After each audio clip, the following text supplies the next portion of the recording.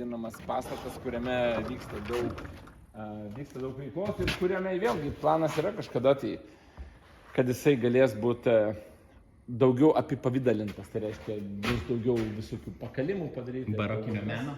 Taip, dabar kol kas yra kaip yra ir mes džiaugiamės tuom ir kad šiandien galime. Čia palapinis būna šiuo metu Solainų vasaros stovyklos. Žiūrėk, ten nėra likęs koks vaikas. Kvapa čia. Čia visada kas nors būna užsislėpęs. Jo, yra tokie dalykai. Ir...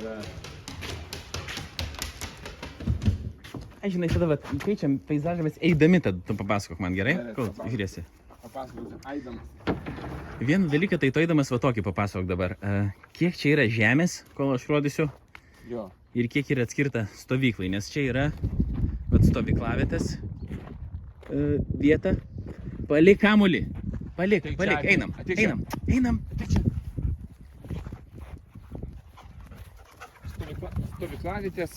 Stovyklavietės yra panašiai kažkur tai apie, manau, 3 hektarus. Stovyklavietės yra. Į kvadratinius centimetrus, išverš manim, kad paprašiau suprasti. Jo, apie 3 hektarus, tai paėmus kažkur tai išeitų 1, 2, jeigu paėmus kažkur tai plius minus 2,5 futbolo lauko. Tai pagal vietą, tai čia yra viena erdvė, antra erdvė, paskui miške erdvė, paskui ten erdvė yra.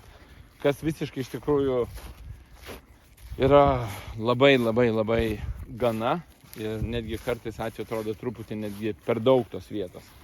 O kaip jis atsikėlė čia ir kaip jis sugalvoti iš vis? Nes tu esi klaipėdietis, o čia yra Klaipėdos rajonas. Aš klaipėdietis esu.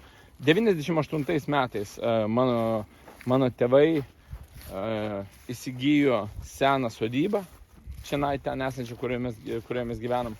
Ir čia aplinkui žemės. Tuo metu tai vėlgi tai nebuvo kažkokia tokia siekiamybė 98 metais, kad žmonės norėjo gyventi už miesto jokių būdų. Tai buvo kaip tik toks keistas dalykas. Ir mums atsikėlus čia, mes niekad negyvenom, čia būdavo tokia, kaip pasakyti, sodyba, į kurią atvažiuodom kartais savaitgalį pabūt.